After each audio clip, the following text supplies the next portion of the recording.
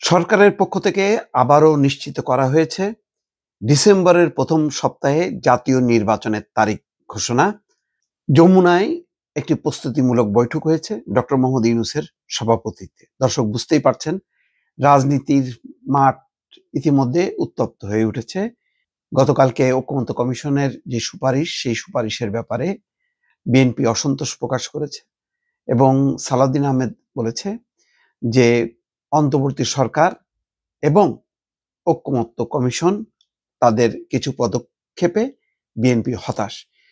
গতকাল থেকেই এই বক্তব্য ধারাবাহিকভাবে বিএনপি দিয়ে যাচ্ছে এবং বিএনপি বলেছে যে ঐকমত্য পরিষদ, যে ঐকমত্য কমিশন ঐক্যের বদলে অনৈক্যের সুপারিশ করেছে। তারপরও ধন্যবাদ জানিয়েছে, কিন্তু তাদের নোট অফ ডিসেন্ট সংযুক্ত কেন করা হলো না এই প্রশ্নটা তারা তুলেছেন। স্বাভাবিকভাবেই অন্যদিকে দ্রুত গতিতে জামাতও মাঠে নেমেছে।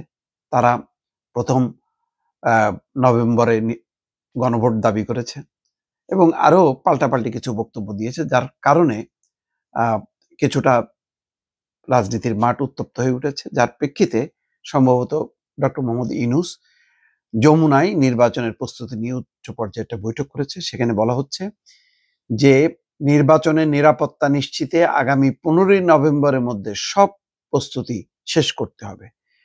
সংবাদ সম্মেলনে প্রেস সেক্রেটারি শফিকুল আলম এই তথ্যগুলো জানিয়েছে। বুধবার রাষ্ট্রীয় অতিথি ভবন যমুনায় এই বৈঠক হয়। জাহাঙ্গীর আলম চৌধুরী স্বরাষ্ট্র উপদেষ্টা ছিলেন। বলা হচ্ছে যে আগামী নভেম্বর থেকে নির্বাচনকালীন পদায়ন শুরু হবে। তবে এবারের নির্বাচন গত 3 নির্বাচনে দায়িত্ব পালন কর্তাদের রাখা হবে না। যাই হোক, ফেব্রুয়ারির প্রথমার্ধে হতে পারে ত্রয়োদশ জাতীয় সংসদ নির্বাচন, সেটা নিশ্চিত করা হয়েছে। ডিসেম্বরের ফার্স্ট উইকে তফসিল ঘোষণার মধ্য দিয়ে নির্বাচনের তারিখ নির্দিষ্ট করা হবে এবং নির্বাচনের যে নিরাপত্তার সমস্ত প্রস্তুতি কাজ 15 নভেম্বরের মধ্যে শেষ করতে বলা হয়েছে। 1 নভেম্বর থেকে নির্বাচনকালীন পদায়নও শুরু হবে। এই পুরো পরিস্থিতিটা কেন বৈঠক করতে হচ্ছে? বৈঠক করতে হচ্ছে এই কারণে যে কোনো দল, যেমন জামাত ইসলাম বলেছে, যদি গণভোট না হয় তাহলে নির্বাচন পিছিয়ে যেতে পারে।